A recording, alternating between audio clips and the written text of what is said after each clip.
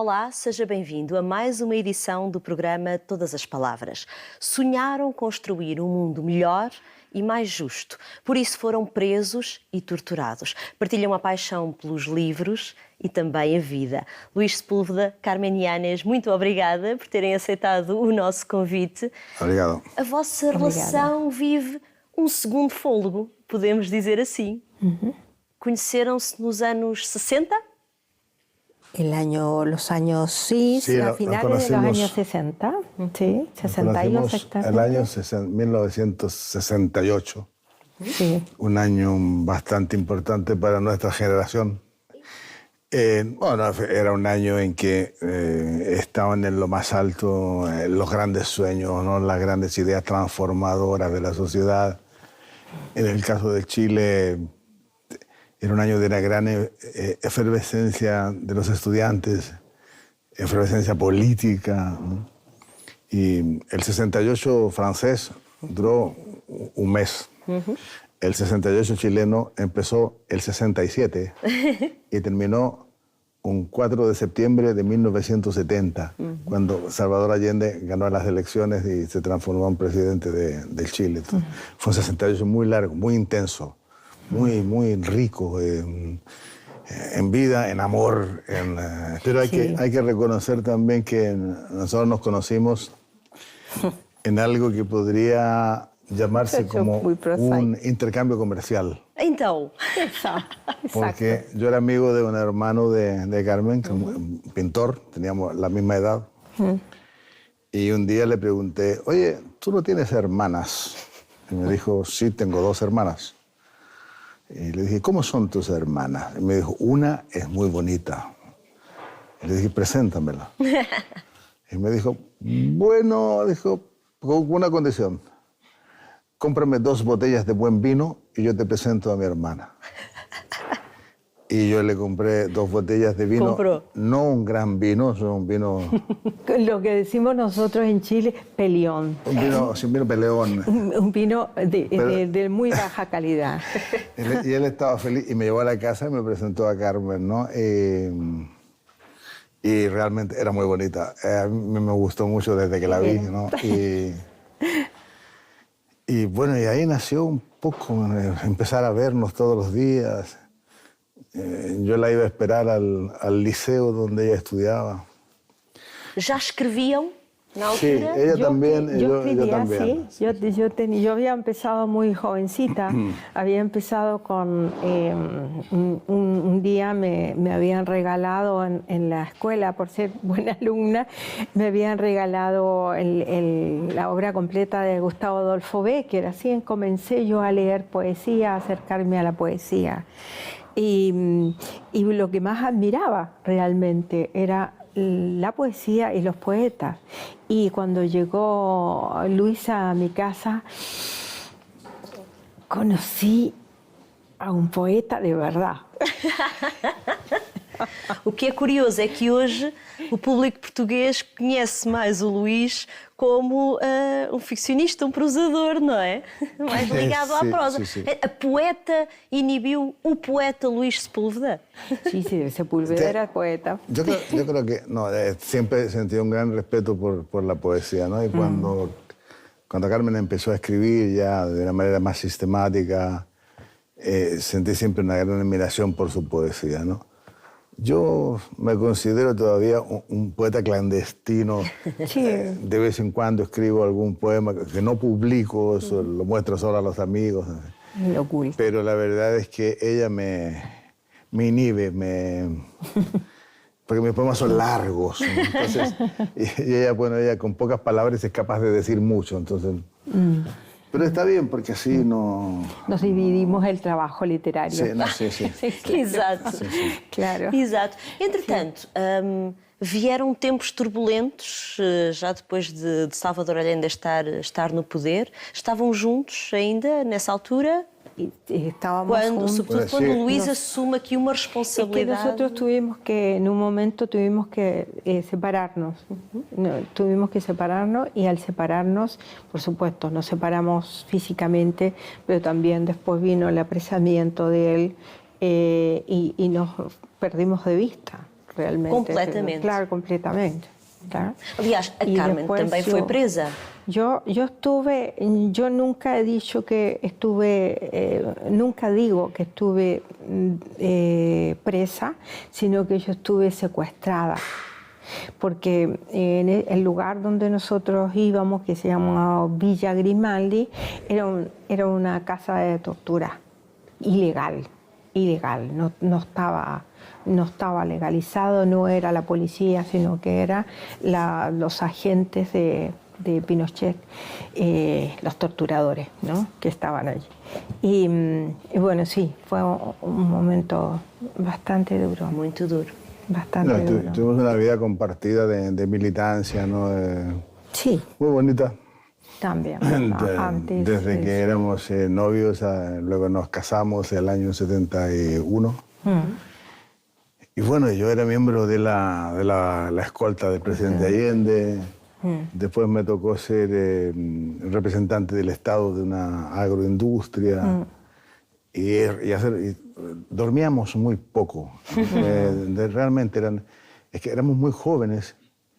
Y era mucho lo que teníamos que hacer, ¿no? Mucho trabajo, era mucho el trabajo que había. Voluntario, de alfabetización, de construcción, había mucho que hacer realmente.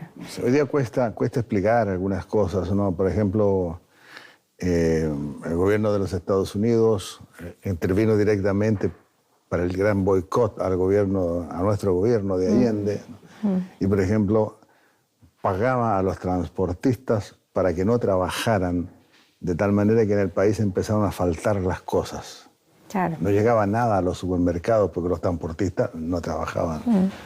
Entonces era nuestro trabajo, sobre todo de los más jóvenes, llevar las cosas de las fábricas a los supermercados, ¿no?, para que no faltara la leche, el azúcar, la sal, todo, ¿no?, sobre todo el alimento para niños, en fin. Sí. Y eso naturalmente estudiando, cumpliendo con otras tareas. Entonces, nuestros días tenían 30 horas, eran días tremendamente intensos, ¿no? Y claro, y eso, sí, de alguna manera unía a la pareja, pero al mismo tiempo la distanciaba, ¿no? Sí. Por ejemplo, Carmen era la dirigenta de algo que se llamaba una junta de abastecimientos y precios, que era para que lo que llegaba al barrio donde nosotros vivíamos, que la gente, todo el mundo tocara, que nadie se quedara sin azúcar, sin sal, sin carne, sin aceite, etcétera, ¿no? Pero claro, los dirigentes teníamos que dar el ejemplo y normalmente nosotros nos quedábamos sin nada. ¿No? Y teníamos, bueno, que de alguna manera recurrir a la familia. Hoy nos dan un poco de azúcar, nos dan un poco de, bueno. Sí, pero era un tiempo muy duro. Pero había un gran amor en lo que hacíamos, ¿no? Y eso eso hacía que las parejas fueran fuertes también, ¿no? Era como, o sea, como los versos de un gran poeta que se llama Mario Benedetti, que dicen: si te quiero es porque eres mucho más que dos, ¿no? En la calle, así, codo a codo, somos mucho más que dos, ¿no? Y éramos eso, parte de un colectivo muy hermoso, ¿no? O que é que se sente quando se vê o desmoronar de sonho, nomeadamente quando Salvador Allende é morto e depois Pinochet sobe ao poder e instaura uma ditadura no Chile? Y lo que se siente es un momento, es un gran estupor y un gran dolor, una gran pérdida. Fue para nosotros. Fue el derrumbe de un gran sueño. Nosotros estábamos construyendo un Chile mejor, un Chile democrático, un Chile que estaba ganando tantas cosas en todos los sentidos. Y de pronto todo eso se vino todo abajo de un día para otro, Y todos nuestros derechos, todos los derechos que habíamos ganado, todo eso se fue, todo desapareció de aquel día, el nefasto día del 11 de septiembre de 1973. Ya agora... Ninguno de nosotros imaginó que iba a ser tan brutal, tan duro. tan criminal, ¿no? No. Pensábamos que los militares no iban a actuar así, de la forma como actuaron. Sí, nosotros éramos convencidos de que nuestro país era un país democrático. Sí. Porque la historia era así. Chile tenía, hasta el 11 de septiembre de 1973, solamente el Parlamento británico tenía más años de funcionamiento sin interrupciones. Luego venía el Parlamento chileno. Habíamos solucionado 3 intentos de dictadura por la vía parlamentaria. Éramos un país de diálogo siempre, ¿no? Entonces, claro, veíamos que había grandes problemas, eso es verdad, pero que se podía solucionar, ¿no? Con la tradición democrática que tenía el país. O sea, de hecho, cuando matan a Allende el 11 de septiembre de 73... Já agora, só uma pequena pausa.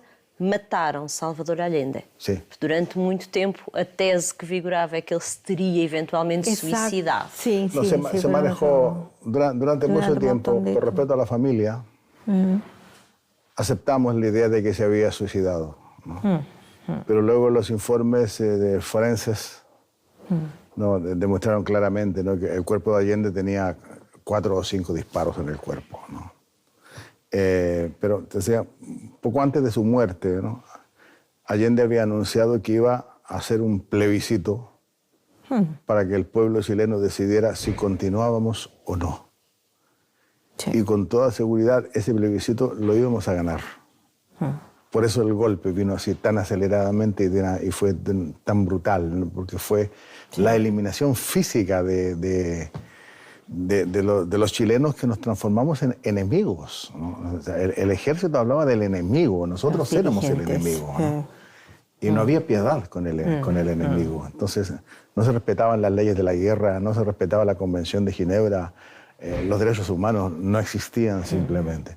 Entonces eso provocó... Bueno, en un primer momento no hay presos, sino que hay muertos. Sí. No hay presos. Como é que se resiste?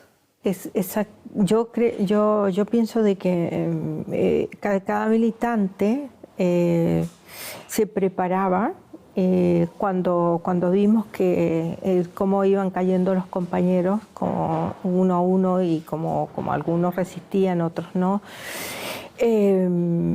Uno se iba preparando para esos momentos, si pasaba algo así, si nos tomaban presos. Y hablábamos mucho entre nosotros y veíamos cómo resistir, cuál era la fórmula para resistir. No decir, por ejemplo, que no estás involucrada en la cosa política, en el quehacer político, pero, o sea, no negarlo, pero tampoco entregar nada, ¿no? No tenías que entregar lo que reconocerlo, pero no resistir así, era la única forma, porque si no te sacaban la verdad como fuera, ¿no? Como fuera. Bueno, yo creo que ayudaba mucho lo que habíamos leído. También. Ayudaba mucho, ¿no? Yo creo que en cada uno de los que pasamos por la cárcel, curiosamente había un libro que estaba en nuestras memorias. Sí. Un libro de un checo, Julio Susik, ¿no? Un reportaje al pie de la horca, se llama, ¿no? Y en ese libro Susik narra todas las torturas que sufre de parte de los nazis, él y su mujer, que son asesinados los dos, ¿no? Pero dejó un diario en donde era una especie de manual de resistencia, o sea, cómo hay que resistir, ¿no? Y evidentemente, claro, hay mucha gente que no resistió, eso está claro. Esa gente merece todo nuestro respeto, ¿no? O sea, sí, totalmente. Eran débiles, qué diablos. También hay débiles y fuertes, ¿no? No, pero también existe el chantaje. Sí, claro, cuando amenazan a tu padre, a tu hijo. A tu hijo. Claro. ¿No? Pasó muchísimo. Sí. Personalmente te digo, yo cuando llego ahí y me enfrento a ellos, yo niego que tengo un hijo y que tengo un marido. Niego. O sea, ¿tienes hijo? No, yo soy sola. Curiosamente, 1974 foi um ano de libertação para os portugueses. Sim. Foi no cárcere, Luís, que ouviu falar de algo que tinha acontecido a 25 de abril aqui em Portugal? Muy bonito porque Muy lindo. yo estaba en la cárcel de Temuco, ¿no? Una cárcel del sur de Chile, donde hacía mucho frío. Todo el mundo, todos nos enfermábamos de tuberculosis en esa cárcel. Y nos pegaban todos los días, ¿no? O sea, porque sí y porque no. El comandante de la prisión era un sádico, era un general que se llama Washington Carrasco. Y era un sádico, ¿no? Pero curiosamente ese día de abril no nos pegaron. Era muy extraño, decir, ¿qué ocurre? ¿Por qué no nos han pegado a ninguno de los 3.500 que estábamos ahí? ¿No? Y los militares tenían rostros de miedo. Y por la tarde preguntamos a uno de ellos, ¿qué sucede? ¿Por qué no nos han pegado hoy? Hoy día no han matado a ninguno de nosotros. Claro. Y él dijo una frase que fue fantástica. Dijo, lo que pasa, dijo, es que ustedes ganaron en Portugal. Entonces, Portugal está tan lejos, ¿qué tiene que ver? No, ustedes ganaron en Portugal. Y eso les daba miedo. Y claro, y eso para nosotros significó algo muy bonito. Es decir, no estamos solos, no estamos solos. Somos parte del mundo, ¿no? Y el mundo está pendiente también de nosotros, ¿no? Sí, sí. Como é que conseguiram sair da Vila Grimaldi, já agora, neste caso, Carmen? Nosotros, bueno, éramos un montón de mujeres que estaban ahí, hombres también, pero nos iban liberando a la medida de que pasaba algún tiempo. Simplemente nos liberaban. Algunos no tuvieron suerte y no las liberaron nunca más. Y bueno, estas son las detenidas desaparecidas o detenidos desaparecidos. Pero en mi caso, en este caso, tuve suerte, ¿no?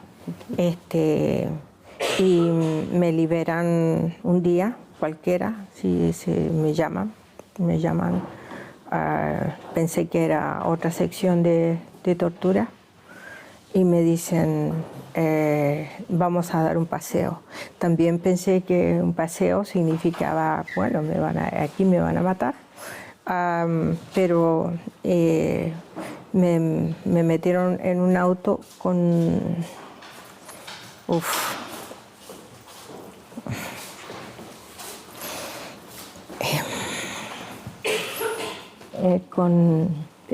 tenía una venda en los ojos y me llevaron a un lugar, me metieron en un auto y me llevaron a un lugar donde había un basural y ahí me dejaron. Quando é que se voltaram a reencontrar? Bueno, nunca perdimos contacto. No. De alguna manera la vida pasó muy rápida. Nosotros estuvimos casados del 71, luego nos separamos, nos separó la lucha, en fin, la realidad, ¿no? Yo salí de Chile el año 77. Mi destino principal era Escandinavia. Yo no quería venir a Europa, me quedé en diferentes países de América Latina donde no me podía quedar en ninguno. Finalmente terminé de pasar por Argentina, Uruguay, Brasil, Paraguay, Bolivia, Perú. Terminé un tiempo en Ecuador y de Ecuador me fui a Nicaragua, ¿no? Porque en aquel tiempo lo más fuerte eran los deseos de pelear de verdad, ¿no? De luchar de verdad, ¿no? Con las armas en la mano, ¿no? Y que era prepararte para regresar a Chile, ¿no? Pero la dictadura se fue haciendo cada vez más larga, ¿no? Y el año 81, bueno, me fui a Europa, a Alemania, y cada una había rehecho su vida. Ella fue el 81, saliste de Chile. El 81. Ella salió de Chile el año 81, ¿no? Se fue a Suecia, ¿no? Sí. Y un día, bueno, teníamos un hijo juntos, ¿no? Y Sí. lo primero que hice fue ir a ver a mi hijo ya cuando pude. Y empezó inmediatamente, ¿no? Empezamos a tener un contacto muy, muy bonito, muy rico. Ya no éramos una pareja, ya no éramos marido y mujer, ¿no? Éramos amigos. Éramos amigos y sobre todo éramos compañeros. Sí. Era muy fuerte eso, ¿no? Éramos sobrevivientes. Y los dos teníamos un orgullo que es muy difícil de explicar, ¿no? Era que recuerdo que la primera vez que nos vimos y naturalmente había que hablar de lo que habíamos pasado, ¿no? Pero fue mirarnos y decir simplemente una sola frase: yo no hablé. Yo tampoco hablé. No, se te llenaba de orgullo decir, bueno, cumplí con lo mínimo, porque murieron tantos compañeros, ¿no? Pero decir, no hablé, no, por mí no mataron a ninguno, o sea, por mí no cayó ningún camarada. Y luego, bueno, fuimos acercándonos, cada uno rehizo sus vidas, yo me volví a casar, porque yo soy un hombre serio que se casa. Yo no. Ella no, ella vivía en concubinato con otro compañero.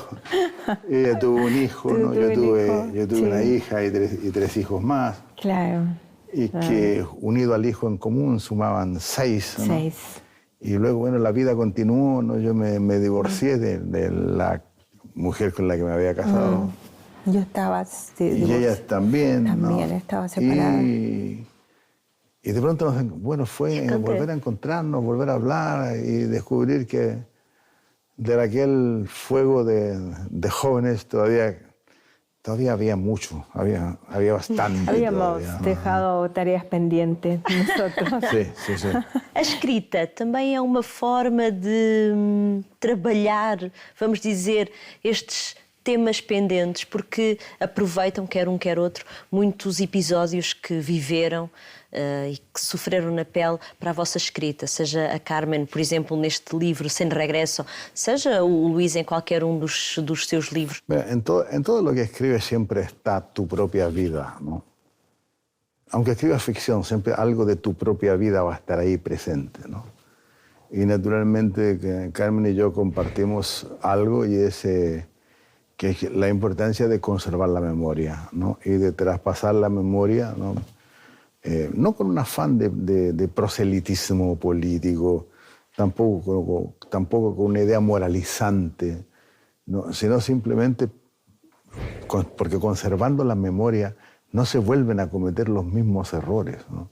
Eso es lo sano de la memoria, ¿no? Que te permite decir, bueno, esto no hay que hacerlo, ¿no? O esto hay que hacerlo de otra manera, ¿no? Pero nosotros seguimos siendo militantes a nuestra manera, ¿no? Y hoy, bueno, nuestra militancia es la memoria fundamentalmente, ¿no? Y yo creo que en esto hablo por los dos, ¿no? Los dos sabemos que tenemos una capacidad que es bastante especial, y es que somos capaces de crear belleza con lo que escribimos. ¿No? Y somos fieles a esa capacidad de crear belleza, ¿no? De una manera determinada, en fin. Y entendemos que, bueno, que es parte también de nuestra militancia, ¿no? Darle a la vida también esa belleza necesaria, esa ternura necesaria que la vida tiene que tener. De acordo, Carmen? Mira, como yo no escribo ficción, todo lo que escribo es subjetivo, o sea, todo es mío, todo es reflejo mío. También le doy mucha importancia a la memoria. Para mí es una forma de tomar esas tareas pendientes que tengo, cosas que resolver, y cosas que resolver con la historia, con nuestra historia y con la historia futura también, que tiene que ver con la historia futura. Eso es lo que, cuando a mí me preguntan por qué escribo, me gusta decir que es una forma de revancha, de revanchismo, de tomarme esa dulce, es como una dulce venganza a todo lo que nos pasó, ¿no? Muito obrigada, Carmen Yanes e Luís Sepúlveda.